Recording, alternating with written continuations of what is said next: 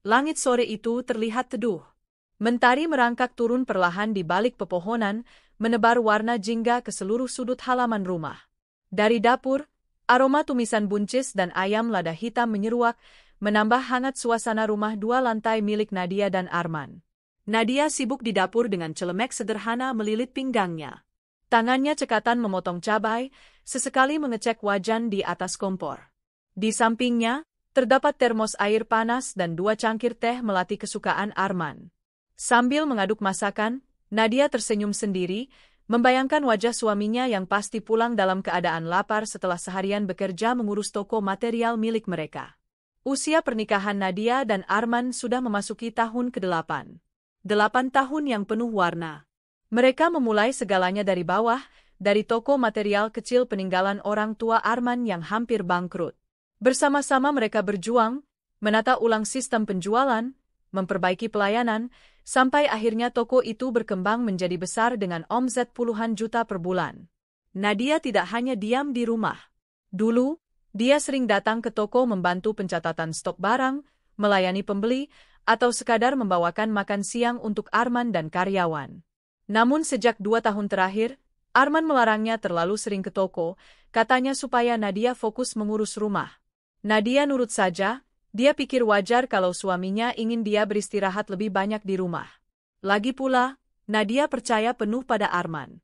Tak lama, terdengar suara klakson mobil dari halaman. Nadia segera mematikan kompor, melepaskan celemek, lalu berjalan ke depan. Senyum bahagia mengembang di wajahnya. Arman baru saja turun dari mobilnya, menenteng tas kerja dan membuka pintu pagar dengan langkah agak lelah. "Mas sudah pulang? Capek ya?" Sapa Nadia dengan nada manja, menyambut suaminya di teras. Arman hanya tersenyum kecil, mencium kening Nadia lalu masuk ke rumah. Wajahnya memang terlihat letih, tapi tak ada yang mencurigakan. Nadia menggandeng tangan Arman menuju meja makan yang sudah ditata rapi. "Mas, makan dulu ya. Aku masak ayam lada hitam kesukaan Mas," ujar Nadia sambil menyendok nasi ke piring. Arman mengangguk. "Terima kasih, sayang. Kamu selalu tahu cara bikin aku semangat lagi." Obrolan mereka malam itu hanya seputar toko. Nadia menanyakan bagaimana kondisi stok semen yang sempat menipis minggu lalu, bagaimana pegawai baru yang masuk bulan ini, dan apa ada pelanggan besar yang order lagi. Arman menjawab dengan singkat, terlihat sedikit malas, tapi Nadia mengira suaminya hanya kelelahan. Beberapa hari kemudian, Nadia memutuskan mengantar makan siang ke toko. Dia rindu suasana toko, rindu melihat Arman bekerja. Kebetulan dia juga ingin sekalian memeriksa laporan bulanan. Setelah membereskan rumah, Nadia menyiapkan bekal dalam rantang, lalu berangkat naik mobil kecilnya. Sesampainya di toko, dia disambut para karyawan yang masih mengenalnya dengan baik. Mereka tampak sungkan, mungkin karena sudah lama Nadia jarang ke sana. Namun semuanya sopan, menyalami dia dengan hormat. "Bu Nadia, Pak Arman ada di gudang belakang. Lagi cek barang datang," kata salah satu karyawan. Nadia mengangguk. Dia berjalan menuju gudang sambil membawa rantang. Di sanalah untuk pertama kalinya dia bertemu dengan Rina, seorang gadis muda berparas manis dengan rambut panjang dikuncir kuda. Rina mengenakan seragam toko yang kebesaran, namun tetap tampak rapi. "Oh, ini istri Pak Arman ya? Saya Rina, Bu, karyawan baru. Baru 2 bulan ini kerja di sini," sapa Rina ramah sambil menundukkan kepala sedikit. Nadia tersenyum lebar. "Iya, saya Nadia." "Wah, senang ketemu kamu, Rina. Terima kasih ya sudah membantu toko ini." Rina tertawa kecil, pipinya merona. "Aduh, saya yang harus terima kasih sudah dikasih kerjaan sama Pak Arman. Ibu cantik sekali, pantes Pak Arman semangat terus kerja." Nadia tertawa, merasa nyaman dengan sikap Rina yang supel. Tak lama, Arman datang menghampiri, terlihat agak terkejut melihat Nadia. "Kamu nggak bilang mau ke sini, sayang," ucap Arman. "Biar kejutan dong." "Aku bawain makan siang," jawab Nadia ceria. Hari itu berlalu dengan menyenangkan. Nadia makan siang bersama Arman dan beberapa karyawan, termasuk Rina. Gadis itu sering membantu Nadia mengambilkan air minum, menata piring, bahkan memuji masakan Nadia dengan wajah tulus. Dalam hati, Nadia senang. Dia pikir Rina gadis baik, sopan, dan mungkin bisa jadi kepercayaan di toko. Sejak pertemuan itu, setiap kali Nadia datang ke toko, Rina selalu menghampirinya. Membantu membawa barang, menawarkan teh atau kopi, bahkan sesekali memijat bahu Nadia kalau Nadia terlihat pegal. Nadia benar-benar percaya pada ketulusan Rina. Beberapa kali Nadia bahkan mengundang Rina ke rumah kalau ada syukuran kecil atau sekadar makan malam.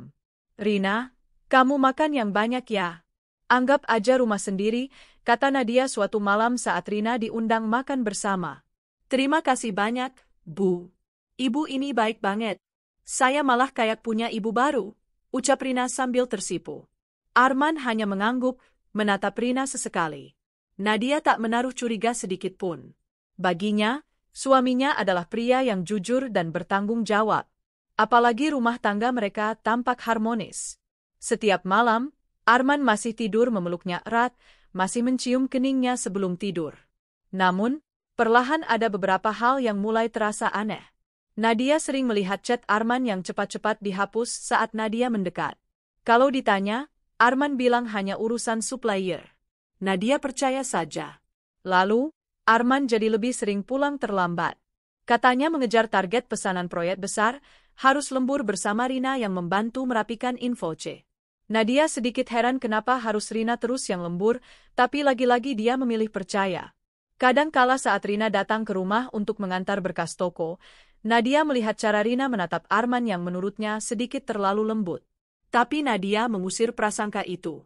Baginya, menuduh orang tanpa bukti hanya akan memancing masalah. Lagi pula Rina sering curhat pada Nadia soal keluarganya yang miskin di kampung, soal dia yang ingin mengirim uang untuk biaya sekolah adiknya. Hati Nadia selalu luluh mendengar cerita itu.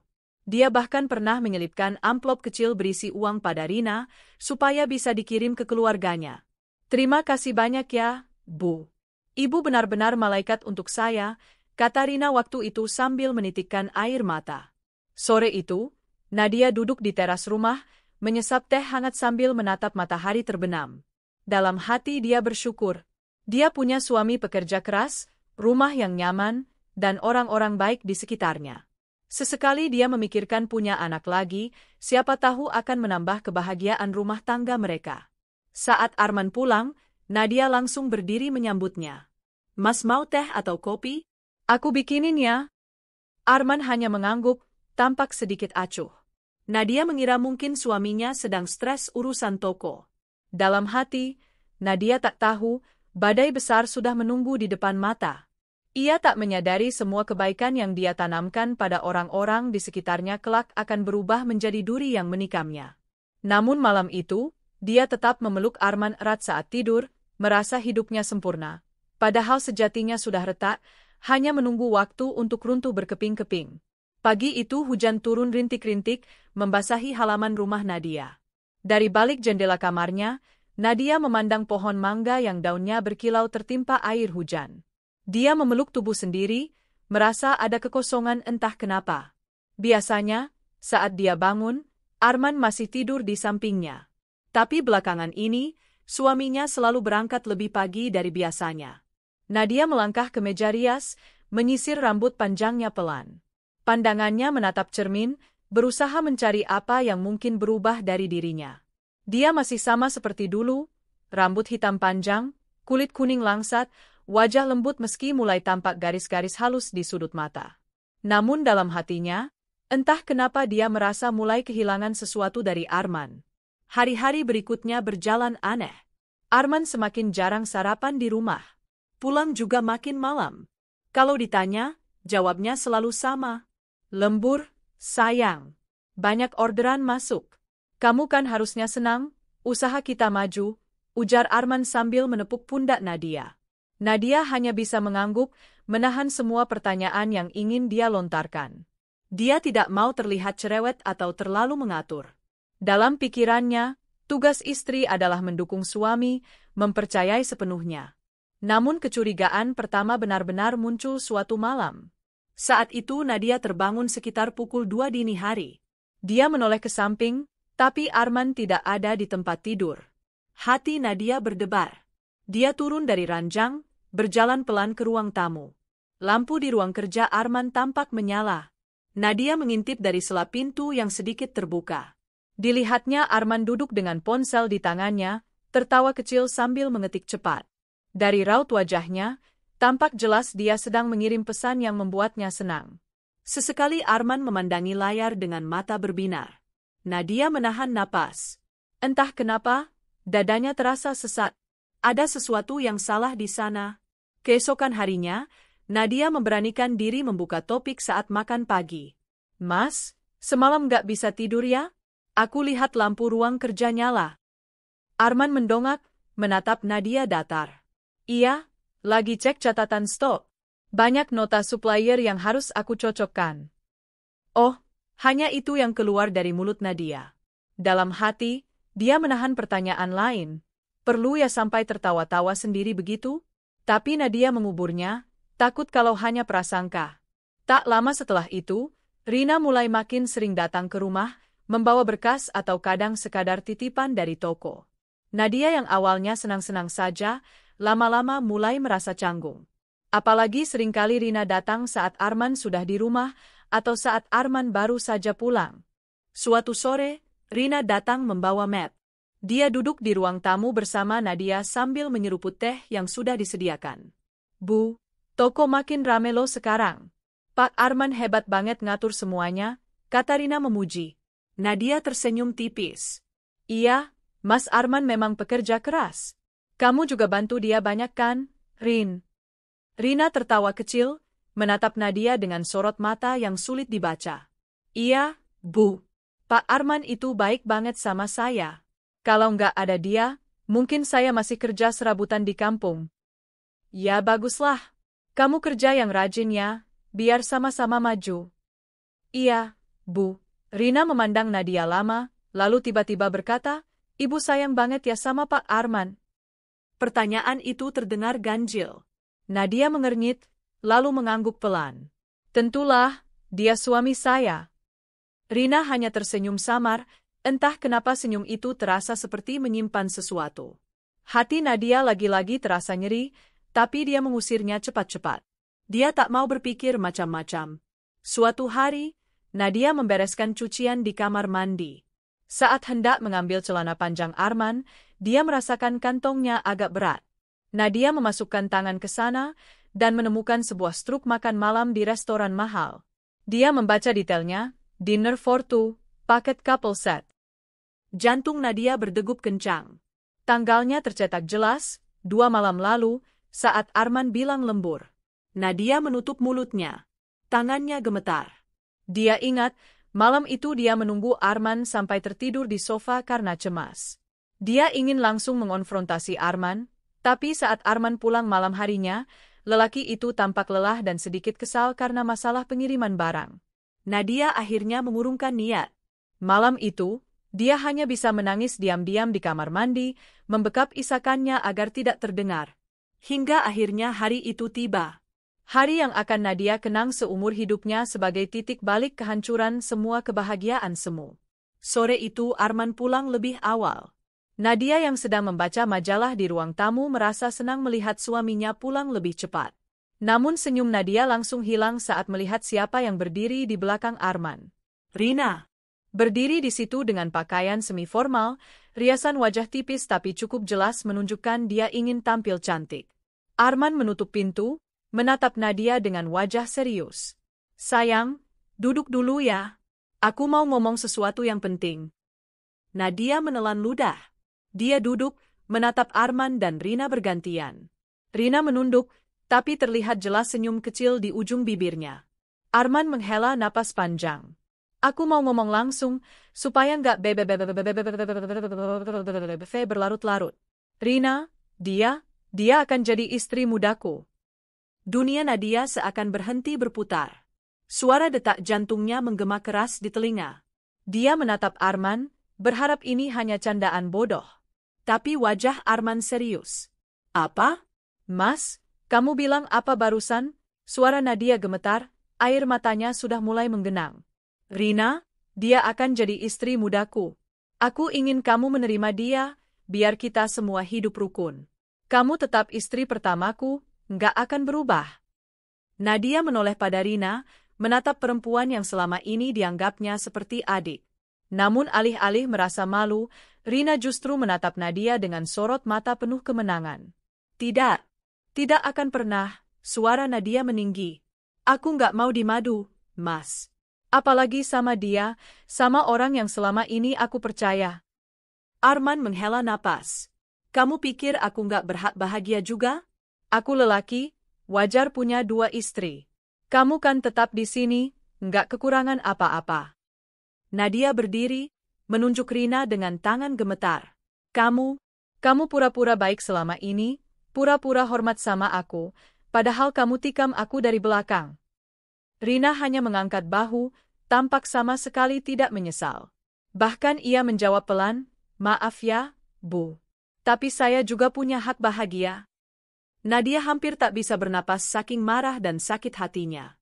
Dia menatap Arman yang kini merangkul pundak Rina. Kalau kamu nggak mau terima, kamu pikir-pikir lagi aja. Tapi keputusan ini sudah bulat, kata Arman, seolah itu masalah remeh. Setelah Arman dan Rina naik ke lantai atas, Nadia terduduk di sofa, menahan tangis yang akhirnya pecah. Semua kenangan tentang Rina datang menohoknya, bagaimana dulu dia membela Rina saat karyawan lain mencibir status ekonomi gadis itu, bagaimana dia mengundang Rina makan bersama, bahkan memberinya amplop uang. Semuanya terasa seperti lelucon kejam. Hatinya runtuh, tapi untuk pertama kalinya, muncul bara kecil di dadanya. Nadia mulai menyadari dia harus membuka matanya lebar-lebar. Tak bisa lagi dia hidup dalam penyangkalan. Mulai hari itu, dia diam-diam memupuk kekuatan, karena merasa badai lebih besar pasti akan datang. Keesokan harinya, Arman tak pulang. Hanya mengirim pesan pendek, aku di luar sama Rina, jangan tungguin. Nadia duduk di ruang makan sendirian. Piring nasi masih utuh, lauknya sudah dingin. Malam terasa panjang. Di dalam dirinya berkecamuk rasa marah, sakit hati, dan kecewa yang luar biasa. Namun entah kenapa, di sela-sela air mata, muncul tekad baru. Kalau selama ini dia pasrah, mulai saat ini dia berjanji tidak akan tinggal diam. Dalam hati, Nadia berbisik, kalian pikir aku akan diam saja? Kalian salah besar. Kalian belum kenal siapa aku sebenarnya. Hari-hari setelah pengakuan Arman menjadi mimpi buruk yang tak berkesudahan bagi Nadia. Rumah yang dulu terasa hangat dan damai kini berubah menjadi ruang asing yang penuh duri. Setiap sudut rumah seperti menertawakan kebodohannya, mengingatkan betapa dia begitu percaya dan mencintai Arman dengan tulus selama ini. Arman tak lagi berusaha menutup-nutupi hubungannya dengan Rina. Bahkan seakan-akan merasa sah dan pantas, Arman mulai terang-terangan membawa Rina ke rumah. Rina datang dengan pakaian lebih anggun, wangi parfum manis menyengat hidung, wajahnya selalu tersenyum seolah-olah dialah ratu rumah itu sekarang. Suatu sore, Nadia baru selesai menyiram bunga saat melihat Rina turun dari mobil Arman sambil tertawa renyah. Rina menenteng tas belanjaan mahal, melambai manja pada Arman yang masih duduk di kemudi. Hati-hati, Mas. Nanti jemput aku lagi ya. Suara Rina terdengar genit, membuat dada Nadia terasa sesak. Arman hanya mengangguk, tak sedikit pun memandang Nadia yang berdiri terpaku di dekat pagar. Rina berjalan melewatinya dengan dagu terangkat. Sesaat matanya menatap Nadia, senyum tipis muncul, senyum kemenangan. Nadia mengatup rahangnya kuat-kuat. Kalau dulu dia akan masuk ke kamar dan menangis sampai tertidur, kini dia menatap lurus wajah Rina. Tidak ada lagi air mata. Yang ada hanyalah bara kecil yang kian lama kian membesar. Puncaknya terjadi ketika Nadia mendengar obrolan 2 pembantu rumah tangganya, Siti dan Murni, yang tidak sengaja terdengar saat dia berjalan hendak ke dapur. Mereka tampak bisik-bisik, wajah penuh rahasia. Kasihan Bu Nadia ya, Mbak. Ternyata Pak Arman sama Mbak Rina itu sudah lama loh waktu Bu Nadia sakit 2 bulan lalu, mereka sering pergi bareng, kata Siti pelan. Iya, aku juga pernah lihat. Pak Arman jemput Mbak Rina, terus pulang udah malam banget. Kalau Bu Nadia tanya, katanya rapat supplier. Padahal mereka makan di restoran romantis. Pak Satpam depan kompleks aja cerita kok, sahut Murni. Nadia berhenti di ambang pintu, dadanya seperti diremas kuat-kuat. Dia berpegangan pada dinding agar tidak jatuh. Jadi selama ini, semua sakit kepala, Semua waktu yang dia habiskan khawatir menunggu Arman pulang lembur ternyata hanya kebohongan. Bukan karena Toko yang sibuk, tapi karena suaminya sibuk memanjakan selingkuhannya. Siti dan Murni tampak kaget saat melihat Nadia berdiri di sana. Wajah mereka pucat. Bu, kami nggak sengaja, bukan mau ngomong jelek. Nadia hanya mengangkat tangannya, meminta mereka diam. Dia berjalan kembali ke kamarnya, menutup pintu rapat-rapat. Lalu untuk pertama kalinya dia menjerit, menumpahkan seluruh luka yang tak lagi bisa dia pendam. Malam itu Arman pulang bersama Rina. Mereka duduk di ruang tamu seolah itu rumah mereka sendiri, tertawa, mengobrol tentang rencana liburan ke Bali. Nadia hanya diam di meja makan, meneguk air putih untuk menenangkan dadanya yang berdegup kencang. Sampai akhirnya Arman memanggilnya. Nat, sini duduk. Aku mau ngomong serius, kata Arman. Nadia berjalan pelan, duduk di kursi seberang mereka. Matanya menatap kosong, tapi berusaha tetap tenang. Aku sudah pikirkan baik-baik. Aku mau akad nikah sama Rina bulan depan. Biar resmi. Kamu harus belajar menerima. Ini sudah biasa, lelaki punya 2 istri, ujar Arman dengan suara datar, seperti mengumumkan mau membeli mobil baru. Rina hanya menunduk pura-pura malu, padahal bibirnya melengkung senyum. Nadia menatap mereka, suaranya serak. Kalian pikir aku ini apa? Hanya boneka yang bisa kamu bagi cintanya seenaknya. Arman menghela napas panjang. Kamu istri pertama. Hakmu tetap ada. Rumah ini akan tetap kamu tempati juga. Tapi jangan menghalangi kebahagiaan aku dan Rina. Nadia menatap mereka satu persatu. Kebahagiaan kalian dibangun di atas pengkhianatan. Aku tidak akan pernah merestui. Rina kini menatap Nadia, suaranya terdengar lembut tapi menusuk. Bu Nadia, saya juga awalnya nggak mau.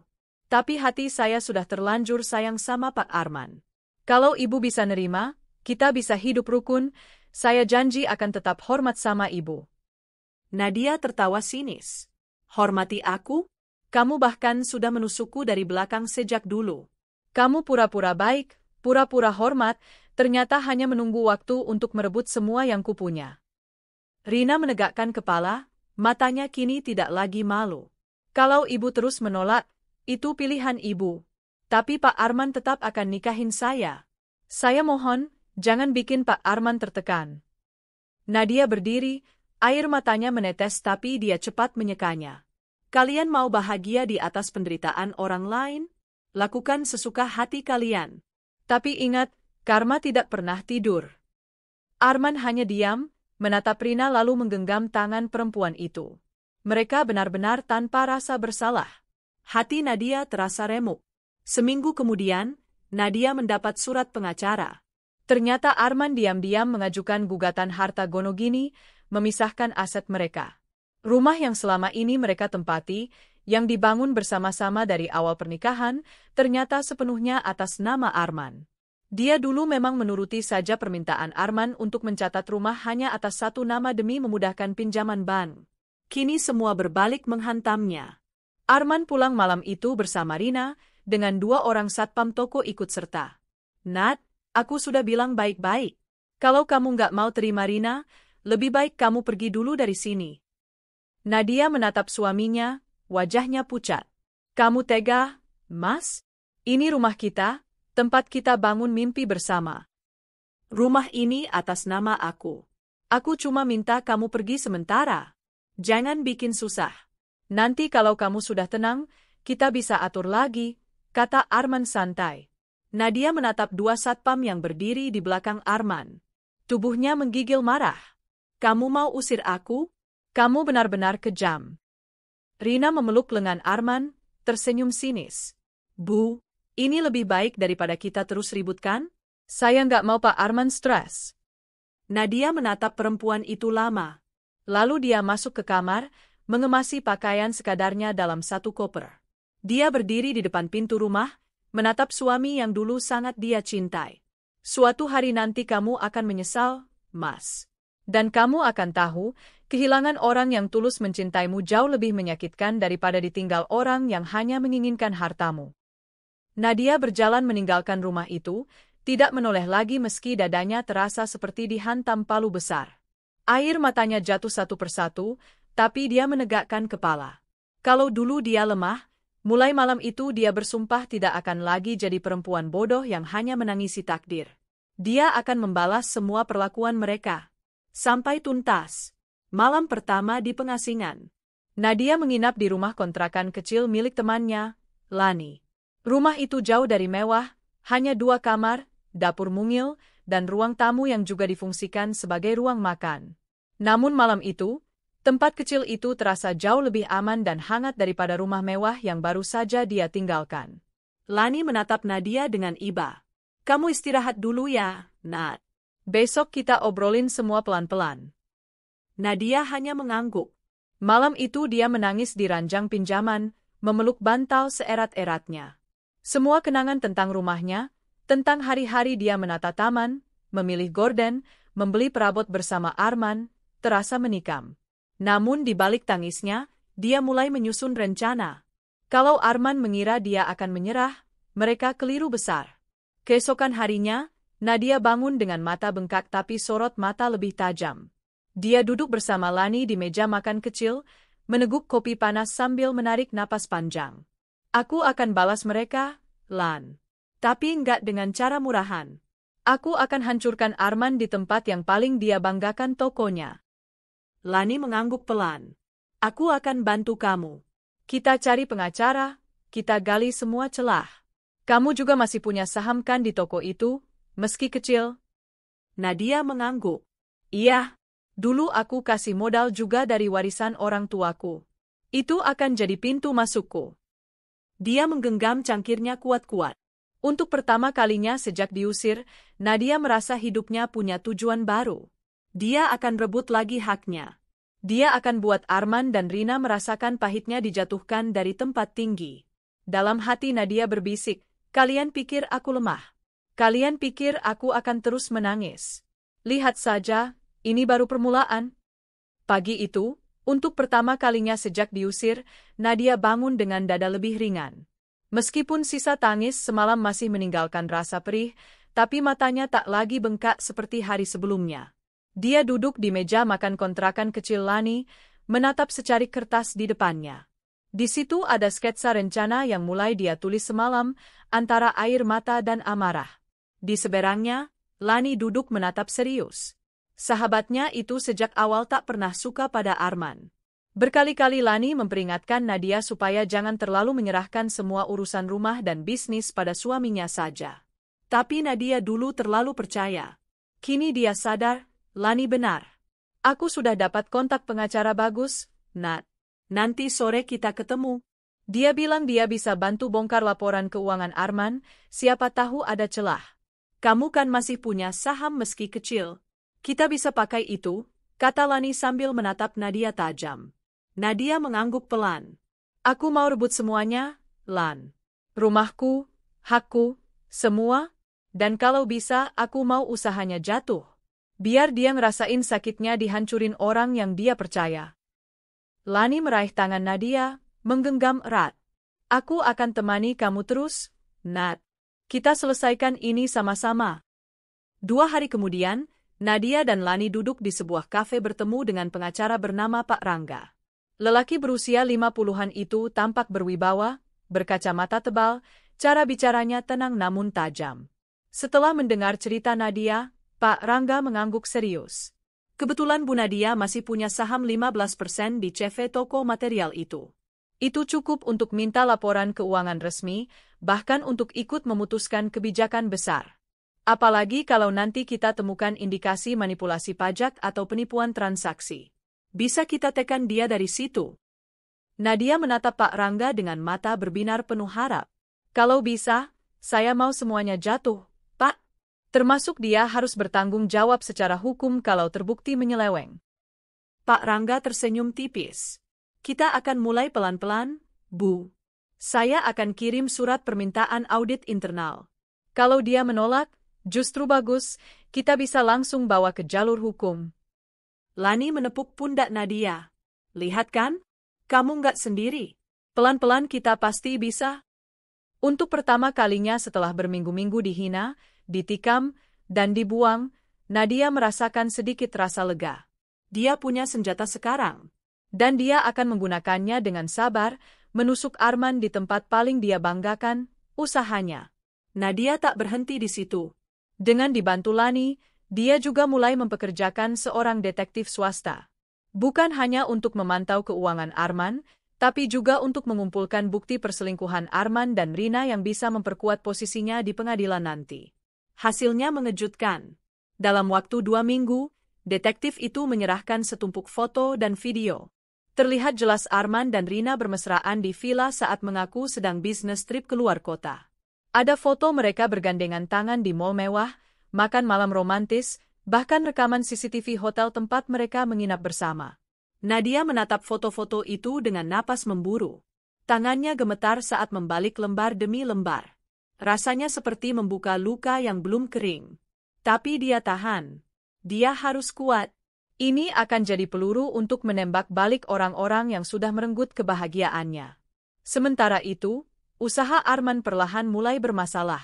Setelah surat permintaan audit dikirim oleh Pak Rangga, Arman kelihatan gelisah.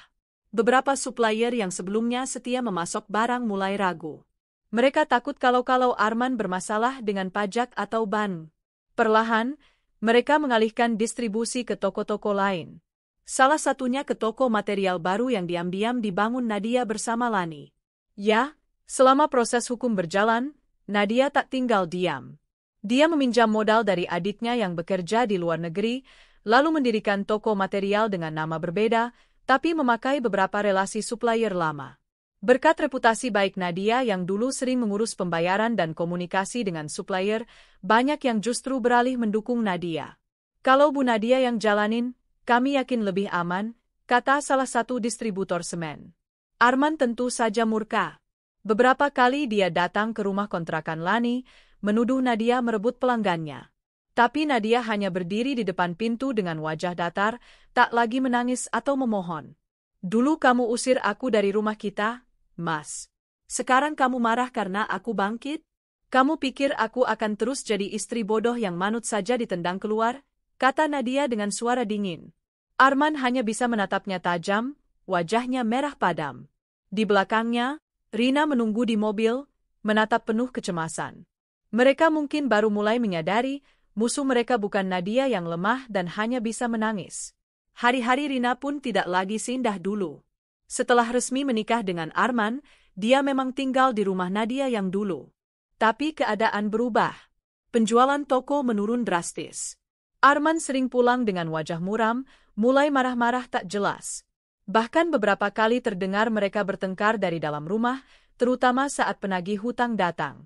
Rina sering menelepon Nadia, entah bagaimana mendapat nomornya lagi. Suatu kali, suaranya terdengar cemas. Bu Nadia, saya mohon, jangan ganggu usaha Pak Arman lagi. Kami juga mau hidup tenang. Nadia hanya tertawa kecil. Tenang? Setelah kalian rampas hidupku, kalian pikir kalian pantas tenang? Bu, saya juga perempuan. Saya nggak mau terus-terusan dimaki Pak Arman tiap hari. Kalau ibu mau, kita bisa duduk bicara baik-baik. Nadia menutup telepon sebelum mendengar lanjutannya. Dia tak tertarik lagi mendengar drama tangisan perempuan yang dulu begitu tega menancapkan pisau di punggungnya. Setelah cukup bukti, Pak Rangga menggugat balik Arman untuk pembagian harta bersama. Meski rumah atas nama Arman, pembelian rumah itu dulu menggunakan uang hasil usaha bersama saat pernikahan. Secara hukum, Nadia tetap punya hak. Ditambah lagi ada bukti kuat dia pernah ikut menyuntikkan modal toko dari warisan orang tuanya. Persidangan berjalan alot. Arman beberapa kali mencoba menawarkan damai, bahkan lewat keluarganya. Ibunya datang menemui Nadia, membujuk dengan air mata, meminta agar jangan mempermalukan Arman.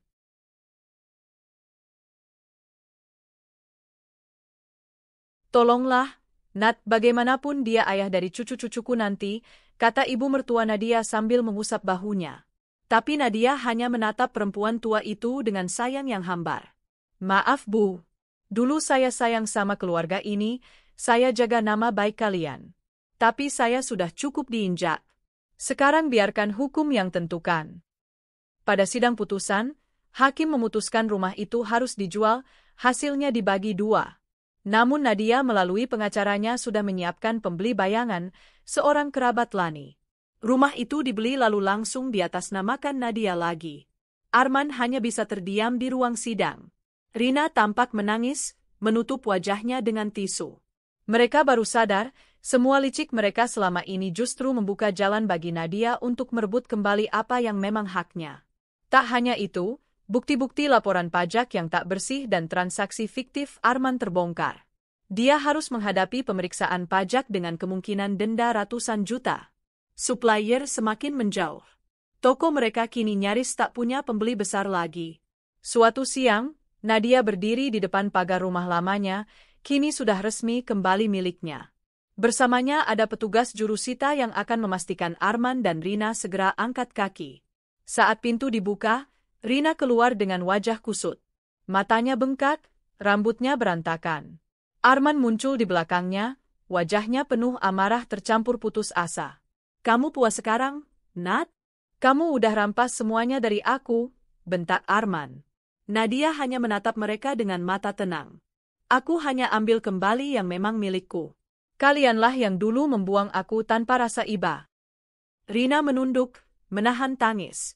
Dengan langkah berat, mereka mengemasi barang-barang ke dalam mobil tua yang sudah mereka gadaikan. Arman menatap Nadia lama, seakan ingin berkata sesuatu, tapi akhirnya dia hanya memalingkan wajah, menahan harga dirinya yang remuk. Begitu mobil mereka pergi, Nadia menarik napas panjang. Lani menggenggam tangannya erat. "Kamu berhasil, Nat. Kamu kuat sekali." Nadia menatap rumahnya, matanya berkaca-kaca. Bukan lagi karena terluka, tapi karena lega. Dia tahu luka hatinya mungkin takkan pernah benar-benar hilang. Tapi setidaknya, dia sudah tak lagi membiarkan siapapun menginjak-injak harga dirinya. Malamnya, Nadia tidur di kamarnya sendiri lagi, di ranjang yang dulu tempat dia menangis siang malam saat disakiti Arman. Kini dia berbaring dengan dada lapang. Sesekali menatap langit-langit, mengenang perjalanan pahit yang akhirnya membawanya berdiri tegak. Dia belum selesai dengan semuanya. Masih banyak yang akan dia bangun. Bisnis barunya mulai berkembang pesat, supplier makin percaya padanya. Nadia berjanji akan bekerja keras, bukan hanya untuk membuktikan pada Arman dan Rina, tapi juga pada dirinya sendiri bahwa dia pantas bahagia dengan usahanya sendiri. Sudah 3 bulan berlalu sejak Nadia berhasil mengambil kembali rumahnya dan menendang Arman serta Rina keluar. Siang itu, Nadia duduk di teras rumahnya, ditemani segelas teh hangat. Angin sore membelai rambutnya lembut. Dia memandangi taman yang kini mulai rapi kembali setelah dia rawat sendiri dengan penuh cinta. Taman itu dulu sempat gersang, nyaris mati karena tak ada yang peduli merawatnya saat dia diusir. Sekarang bunga-bunga mawar sudah mulai merekah. Sama seperti dirinya. Luka di hatinya memang belum sepenuhnya sembuh, tapi hari-hari terasa lebih ringan. Terlebih karena toko barunya yang dia rintis bersama Lani terus berkembang pesat. Bersama Lani, Nadia mengelola toko material dengan sistem yang lebih transparan. Mereka menggunakan sistem kas digital dan pembukuan profesional, tak seperti dulu saat Arman kerap mencampur uang pribadi dan uang usaha. Nadia bahkan menggandeng beberapa kontraktor besar yang dulu pernah bekerja sama dengan Arman. Berkat reputasinya yang dikenal jujur dan cekatan, para kontraktor dengan senang hati berpindah ke Nadia. "Bu Nadia, kalau ibu yang pegang langsung, kami lebih tenang. Dulu waktu masih ibu yang banyak ngurus administrasi, nggak pernah ada telat bayar," kata Pak Bambang, seorang kontraktor yang menjadi pelanggan tetap. Nadia tersenyum. Dia benar-benar belajar dari masa lalunya. Kini dia mengawasi sendiri semua laporan keuangan, memeriksa stok barang rutin. Tidak ada lagi kepercayaan buta pada siapapun. Dan hasilnya mulai tampak. Omset tokonya naik 2 kali lipat hanya dalam 3 bulan. Supplier makin percaya, bahkan memberikan pembayaran tempo lebih panjang. Di sisi lain, Arman justru menghadapi masa-masa tersulit. Setelah Nadia mengambil hak sahamnya dan memaksa audit, citra toko Arman tercoreng di mata supplier. Banyak yang takut berurusan karena kabar pajak yang belum selesai. Apalagi beberapa distributor besar memutus kerja sama lantaran khawatir ditarik sebagai saksi dalam kasus manipulasi transaksi. Arman jadi kelimpungan. Persediaan barangnya menipis karena modalnya habis untuk menutup denda pajak dan utang kartu kredit. Pelanggan besar kabur, meninggalkan hanya segelintir pembeli eceran yang marginnya sangat kecil. Suatu siang, Arman terduduk di kantor tokonya yang pengap. Kemejanya kusut, rambutnya tak lagi rapi. Di meja, tumpukan tagihan menunggu dibayar. Rina masuk membawakan kopi, wajahnya sudah tak segembira dulu. Senyum manis yang biasanya memanjakan Arman kini hilang, diganti sorot mata cemas. "Mas, gimana? Supplier kemarin setuju kirim barang lagi nggak?" tanya Rina hati-hati. Arman menggeleng lemas. "Nggak mau kasih tempo. Mereka minta cash semua. Padahal kita butuh stok baja ringan sama semen buat order proyek kecil minggu depan." Rina menghela napas panjang. "Mas, aku capek kalau tiap hari begini. Duit belanja rumah aja udah mepet. Aku nggak biasa hidup susah, Mas." Arman menatap istrinya dengan mata merah. "Kamu pikir aku mau keadaan begini? Ini semua gara-gara Nadia bangsat itu." Rina hanya diam. Dalam hatinya, dia mulai mempertanyakan pilihannya dulu meninggalkan kehidupan sederhana tapi damai Nadia untuk mengejar janji manis Arman. Malam-malam di rumah kontrakan mereka tak lagi diisi tawa mesra. Rina lebih sering bermain ponsel, asyik membalas chat entah dengan siapa. Arman beberapa kali memergoki istrinya senyum-senyum sendiri. Ketika ditanya, Rina hanya menjawab pendek, "Teman lama." Hingga suatu malam Arman tak tahan. Dia merebut ponsel Rina. Namun Rina sigap menariknya kembali. "Mas, jangan lebay. Ini privasi aku." Arman membentak, "Kamu lagi ngedeketin laki-laki lain, ya?" Rina memutar bola mata, lalu menatap Arman dengan sinis. "Kalau iya kenapa? Hidup kita sekarang nelangsa begini, Mas. Kamu nggak bisa lagi kasih aku apa-apa." Plak, Arman menampar pipi Rina keras. Tapi Rina hanya memegangi pipinya sambil menatap Arman dengan pandangan dingin. "Kalau kamu pikir aku akan terus bertahan hidup miskin sama kamu, kamu salah besar. Aku nggak mau tua di pinggir jalan." Sejak malam itu, hubungan mereka retak. Mereka tinggal serumah tapi seperti orang asing. Bahkan tidur pun sudah berpisah kamar. Sementara itu, Nadia mulai mendengar kabar-kabar tentang keretakan rumah tangga Arman dan Rina dari tetangga serta orang-orang toko lama.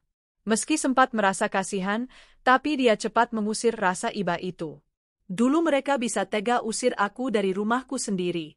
Sekarang mereka rasakan rasanya kehilangan segalanya," gumam Nadia suatu sore sambil menata buku keuangan tokonya. Lani yang duduk di seberang meja mengangguk. "Roda itu bulat, Nat. Kamu tinggal jalan terus, nggak usah lihat ke belakang." Setelah semua beres, Nadia mengajak ibunya pindah ke rumah itu. Dia ingin rumahnya kembali diisi suara keluarga, bukan hanya dirinya sendirian. Suatu pagi, Nadia dan ibunya duduk di teras, menyantap pisang goreng hangat. Sang ibu menggenggam tangan Nadia, menatap putrinya dengan bangga. "Kamu sekarang makin kuat, Nak. Ibu senang sekali lihat kamu seperti ini. Jangan lagi percaya penuh sama orang, kecuali sama dirimu sendiri." Nadia memeluk ibunya erat. "Iya, Bu. Semua ini pelajaran paling berharga dalam hidupku." Tawa kecil mereka mengisi teras rumah, membuat bunga mawar yang bermekaran seolah ikut tersenyum. Suatu hari, Nadia menerima tamu tak terduga, Pak Suryo, tetangga lama yang juga supplier cat.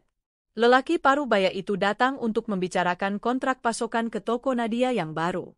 Namun di sela obrolan, dia menyinggung Arman. "Kamu udah dengar, Bu Nadia? Tokonya Pak Arman tutup total. Katanya dia terlilit utang gede sama Banu." Rina juga kabur entah kemana, ninggalin dia sendirian. Nadia tertegun, menahan napas. Meski ini yang dulu dia tunggu, melihat mereka hancur, tetap ada sedikit perih menampar hatinya. Mungkin karena dulu dia benar-benar mencintai Arman, pernah percaya mereka akan menua bersama. Namun cepat-cepat Nadia menegakkan kepala. Kalau begitu, semoga mereka belajar dari semua ini. Pak Suryo menepuk bahu Nadia. "Kamu wanita hebat, Bu. Jarang saya lihat perempuan setegar kamu." Malam itu, Nadia duduk sendirian di ruang tamu rumahnya, menatap album foto lama. Ada potret saat dia dan Arman tersenyum di depan rumah baru mereka dulu. Ada juga foto mereka berdua merayakan ulang tahun pertama toko material. Air mata Nadia mengalir perlahan. Bukan karena dia ingin kembali, tapi karena dia merelakan. Semua kenangan itu akan tetap jadi bagian hidupnya, tapi tak lagi menyakitinya.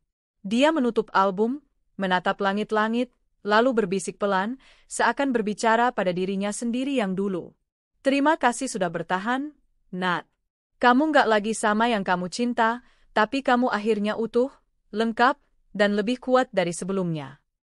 Keesokan paginya, Nadia berdiri di depan kaca besar kamarnya, merapikan blazer kerjanya.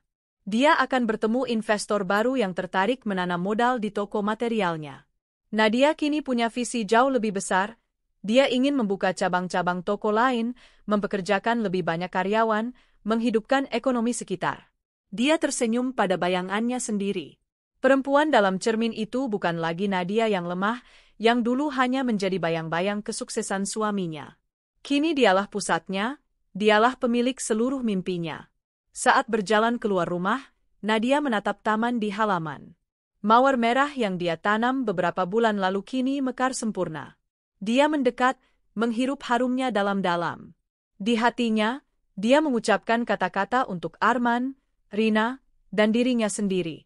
Kalian dulu pikir bisa merobohkanku, menghancurkan hidupku. Tapi kalian salah. Terima kasih sudah mengajarkan siapa yang sebenarnya layak aku cintai paling besar, yaitu diriku sendiri. Dengan langkah mantap, Nadia berjalan ke mobilnya. Siap memulai hari, memimpin timnya, memperluas usaha, dan menulis babak baru dalam hidupnya.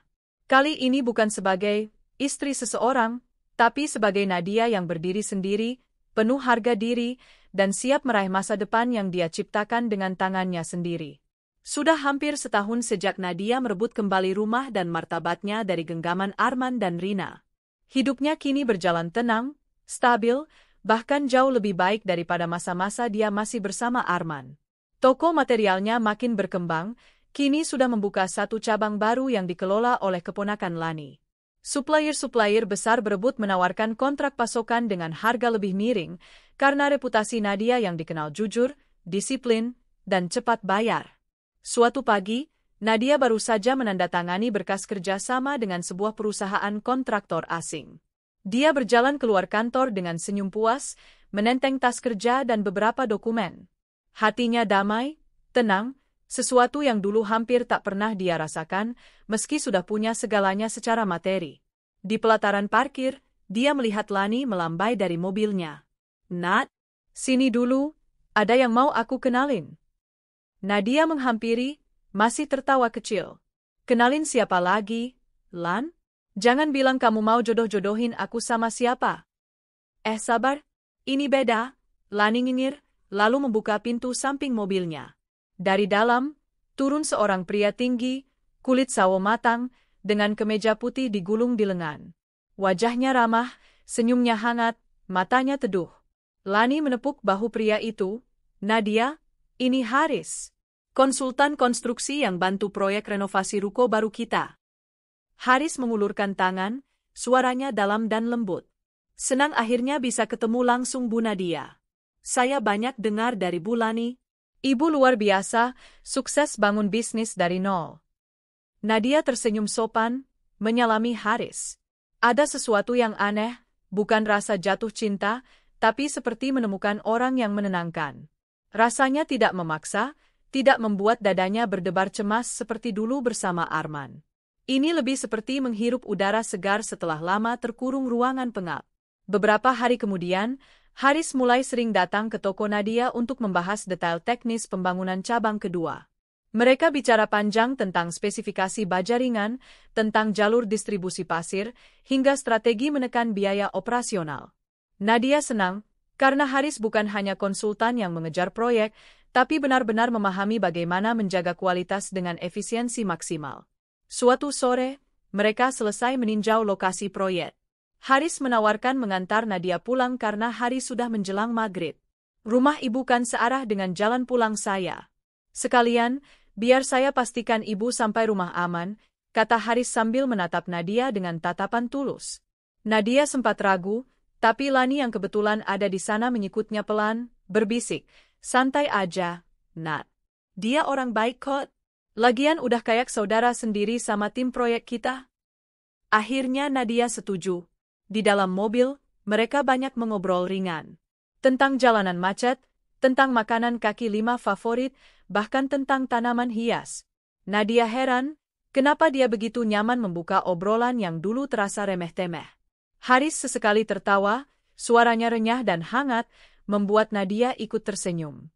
Saat turun di depan rumah, Haris menatap Nadia dengan sopan. "Hati-hati ya Bu Nadia. Jangan sungkan kalau perlu bantuan apa-apa, kabari saja."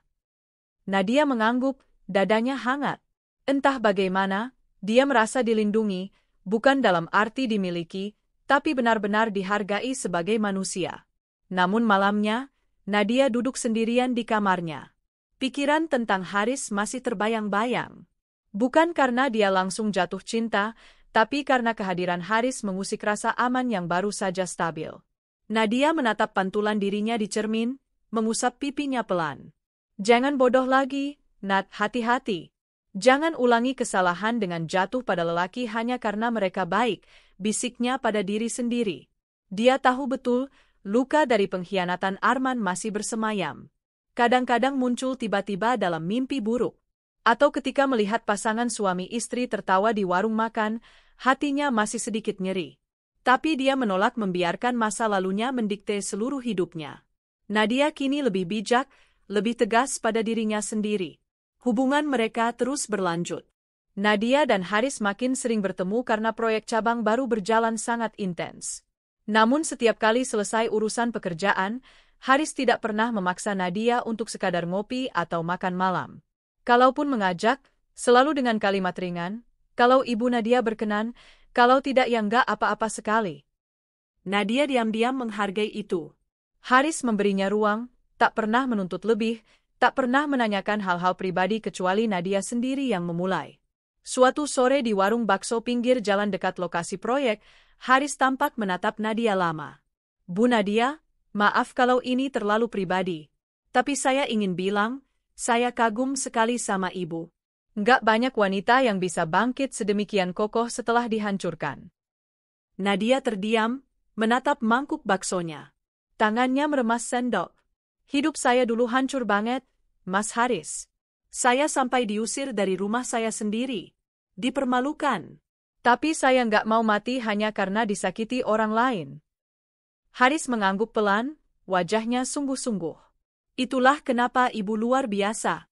Saya nggak akan pura-pura bilang saya ngerti sepenuhnya, karena saya nggak pernah ada di posisi Ibu. Tapi kalau suatu hari Ibu butuh teman, bukan konsultan proyek, saya bersedia." Ada kelegaan aneh yang merayap di dada Nadia. Untuk pertama kalinya sejak lama, dia merasa benar-benar didengar tanpa dihakimi. Hari-hari berlalu, proyek cabang kedua hampir rampung. Haris kadang datang ke toko utama hanya sekadar mampir, membawakan martabak atau kopi susu kesukaan Nadia. Suatu hari, dia datang saat Nadia sedang mengecek stok di gudang. Haris dengan sigap ikut membantu mengangkat kaleng-kaleng besar ke rak atas. "Nggak usah, Mas Haris. Berat lo itu." "Justru karena berat, makanya biar saya aja," jawab Haris sambil terkekeh. Mereka tertawa bersama, dan di sela tawa itu, Nadia merasakan ada sesuatu yang menghangatkan dadanya. Bukan rasa cinta yang membabi buta, tapi rasa nyaman, rasa bahwa dia aman berada dekat dengan orang ini. Malamnya, Nadia merenung. Ia menatap bintang-bintang dari balkon kamarnya. Dalam hati dia berbisik, "Kalau memang nanti ada cinta lagi buatku, semoga itu cinta yang menumbuhkan, bukan cinta yang melemahkan." Beberapa minggu kemudian, proyek cabang baru resmi dibuka. Nadia mengundang banyak relasi, supplier, dan pekerja setempat untuk syukuran kecil. Haris datang, duduk di barisan depan, menatap Nadia dengan bangga saat dia memberi sambutan. Setelah acara selesai, Haris menghampiri Nadia yang tengah sibuk menyalami tamu. "Nadia," kata Haris perlahan. Dia tak lagi memanggil Bu, membuat dada Nadia sedikit bergetar. Nadia menoleh, menatap Haris dengan alis terangkat. "Ya, Mas. Aku boleh ajak kamu makan malam nggak?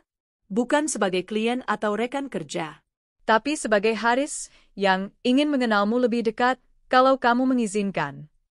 Nadia terdiam beberapa detik. Ia menatap wajah Haris yang penuh harap, tapi tak memaksa. Dadanya sesak oleh rasa haru. Dulu, semua permintaan Arman terasa seperti perintah. Sedangkan Haris, dia menunggu jawaban, memberinya ruang untuk memilih. Dengan napas pelan, Nadia mengangguk. Boleh, Mas Haris. Aku mau coba tapi pelan-pelan ya. Senyum Haris melebar, menatapnya penuh rasa syukur. Pelan-pelan pun gak apa-apa. Yang penting kita sama-sama jujur. Malam itu, Haris mengajaknya makan di warung seafood sederhana dekat pinggir kota. Mereka duduk di kursi plastik, menikmati gurame bakar sambil mendengar suara motor lalu lalang. Tak ada lilin, tak ada musik romantis. Tapi Nadia justru merasa sangat damai. Karena di mata Haris, dia bukan perempuan yang harus diawasinya agar tunduk, melainkan perempuan yang dihormati dan dikagumi apa adanya. Kalau nanti suatu hari aku jatuh cinta lagi sama kamu, Mas Haris, aku nggak mau lagi buta seperti dulu, kata Nadia pelan. Haris menggenggam tangannya lembut di atas meja. Kalau kamu jatuh cinta sama aku nanti, aku janji nggak akan pernah memperlakukan kamu seperti cuma milik. Kamu bebas jadi dirimu sendiri. Nadia menghela napas, menatap langit malam. Bintang-bintang terasa lebih terang. Dan untuk pertama kalinya setelah sekian lama, Nadia benar-benar membayangkan masa depan yang indah, bukan dengan rasa takut, tapi dengan antusias. Sejak malam itu, mereka lebih sering bertemu. Haris tak pernah sekalipun memaksa Nadia untuk segera memberi status hubungan mereka. Dia hanya terus hadir, menawarkan pundak saat Nadia letih, menenangkan saat Nadia mulai khawatir trauma masa lalunya terulang. Suatu kali, saat mereka duduk di taman, Nadia bertanya pelan, kamu nggak takut dapat perempuan dengan masa lalu kayak aku? Janda, bekas dihianati, penuh luka. Haris menggeleng, menatap matanya dalam. Aku justru jatuh kagum sama kamu karena semua itu. Kamu utuh bukan meski sudah hancur, tapi kamu bangkit menata kepingan-kepinganmu sendiri. Itu yang bikin kamu paling cantik di mataku. Air mata Nadia jatuh, tapi kali ini bukan air mata luka, melainkan rasa haru yang tak tertahan. Dalam hati, dia berjanji akan memberikan kesempatan untuk hatinya sendiri, jika bukan untuk mencintai Haris sepenuhnya hari ini, setidaknya untuk belajar membuka pintu lagi. Suatu pagi, Nadia berdiri di depan cermin, merapikan jilbabnya, tersenyum pada dirinya sendiri. Kali ini, dia bukan lagi Nadia yang dulu, bukan istri yang hanya hidup di balik bayang-bayang suami, bukan pula perempuan lemah yang rela diinjak. Dia adalah Nadia yang bangkit dari debu, dengan tangan sendiri, dengan keberanian yang ditempa oleh rasa sakit. Di teras, Haris sudah menunggu, akan mengantarnya ke lokasi proyek lain yang mereka kerjakan bersama. Saat Nadia menghampiri, Haris menatapnya penuh kekaguman. Siap memimpin hari ini, Bu Direktur? Nadia terkekeh, meraih tangan Haris. Lebih dari siap. Karena kali ini, aku punya orang-orang yang benar-benar mendukungku. Termasuk kamu. Mereka berjalan berdampingan, siap menjemput hari baru. Bukan kisah cinta yang meledak-ledak penuh janji palsu, tapi perlahan, hangat, menumbuhkan, cinta yang layak, datang setelah semua luka mengajarkan siapa sebenarnya yang paling penting untuk dicintai, diri sendiri. Sudah hampir 2 tahun berlalu sejak hari ketika Nadia mengusir Arman dan Rina dari rumahnya. 2 tahun yang luar biasa, yang mengubah seluruh hidupnya. Dari seorang perempuan yang dulu menangis di sudut ranjang, kini Nadia menjelma menjadi sosok pemimpin tangguh yang dihormati banyak orang. Toko materialnya terus berkembang. Dari 1 cabang, kini sudah 3, masing-masing dikelola dengan sistem modern yang dia pelajari dari berbagai pelatihan bisnis. Nadia tak pernah berhenti belajar, membaca, bertanya, menggali pengalaman pebisnis lain. Dia tak mau lagi menjadi istri naif yang hanya menumpang hidup, lalu terhempas saat tak lagi dibutuhkan. Suatu Sabtu sore, Nadia mengadakan syukuran kecil di rumahnya, rumah yang dulu nyaris diambil darinya, kini berdiri megah, dipenuhi bunga-bunga segar di pekarangan.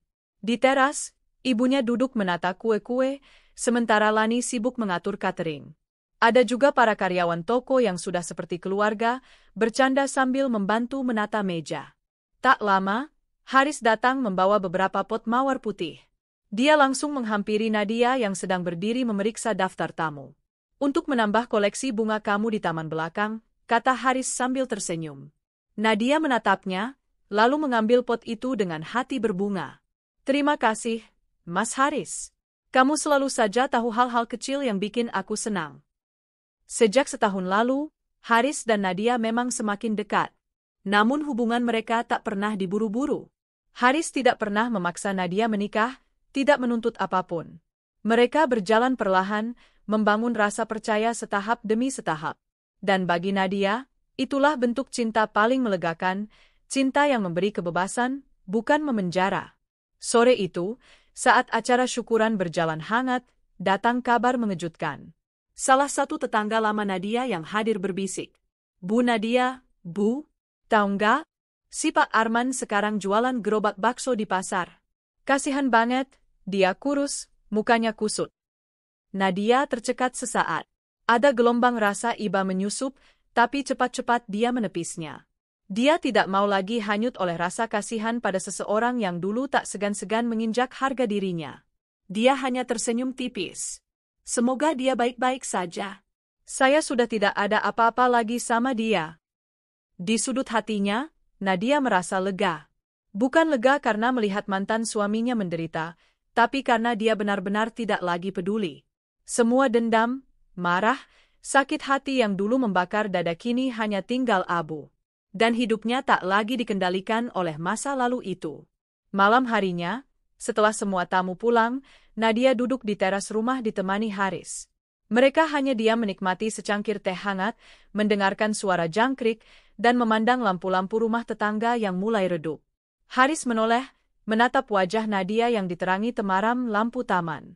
Kamu tahu, Nat? Setiap kali lihat kamu sibuk mengurus toko, memimpin rapat, atau bahkan cuma senyum ke tukang sapu yang lewat depan rumah, aku makin jatuh cinta sama kamu. Nadia tertegun, menatap Haris dengan dada berdebar. Rasanya indah, tapi juga menenangkan. Tak ada desakan, tak ada janji-janji bombastis. Hanya ucapan sederhana yang lahir dari hati tulus. Dia menghela napas panjang, lalu mengulas senyum.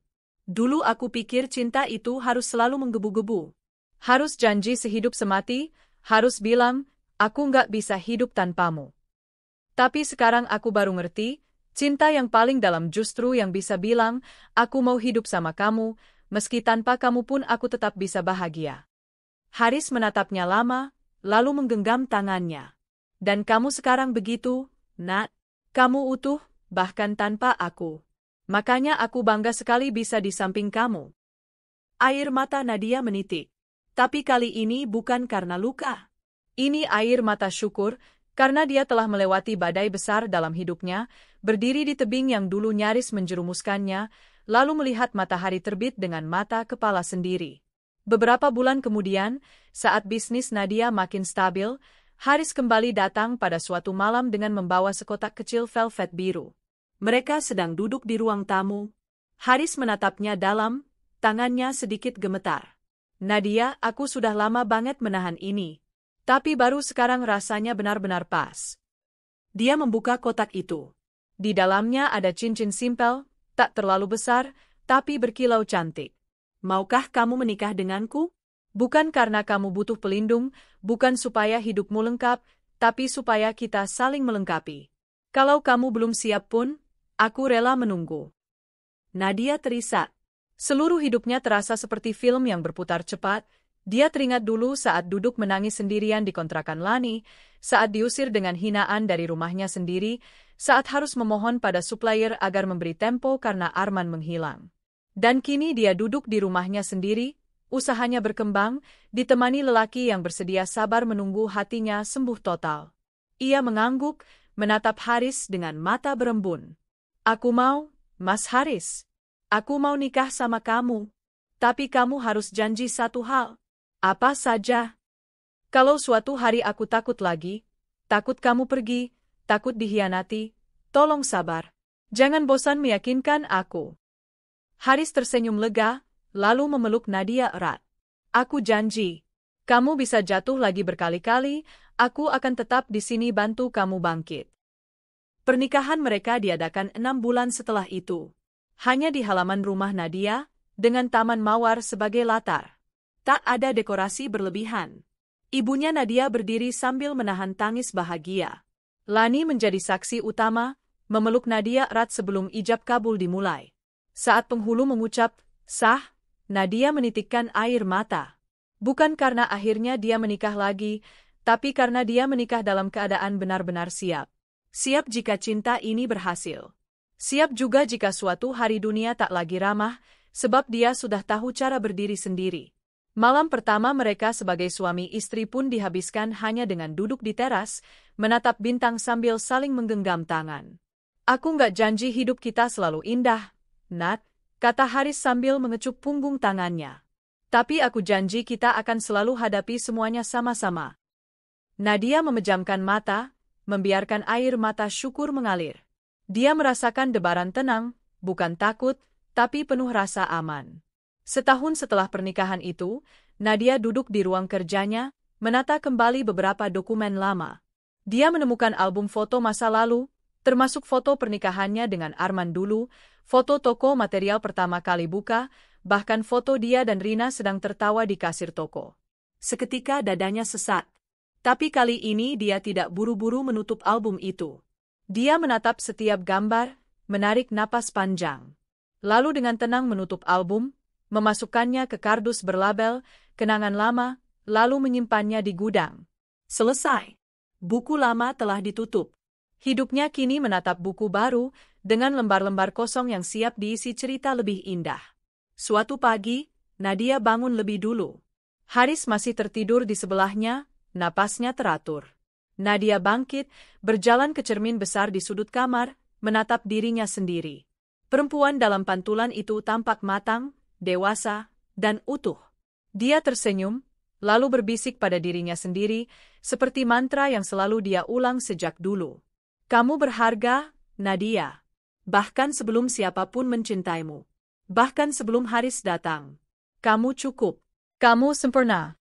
Di saat itulah Nadia merasa benar-benar bahagia. Karena ia tak lagi mendasarkan kebahagiaannya pada siapa yang ada di sampingnya, tapi pada dirinya sendiri yang telah memilih bertahan, berjuang, lalu bangkit lebih tinggi. Kini, setiap sore Nadia rutin menyiram mawar di taman belakang rumahnya. Haris kadang ikut membantu menyiangi. Mereka bercanda, saling melempar tawa. Tak ada drama berlebihan, hanya dua orang dewasa yang saling menguatkan. Di sela pekerjaannya, Nadia juga aktif mengisi seminar UMKM di kotanya, membantu ibu-ibu lain yang ingin bangkit secara finansial. Dia ingin perempuan manapun yang pernah diinjak seperti dirinya dulu tahu, mereka juga bisa bangkit, lebih kuat dari yang mereka kira. Dan kalau malam tiba, saat seluruh rumah sunyi, Nadia akan menatap Haris yang terlelap, lalu menutup mata dengan damai. Dia tahu hidupnya kini tak sempurna, tapi dia benar-benar bahagia. Sebab dia belajar mencintai dirinya lebih dulu, sebelum siapapun datang untuk mencintainya.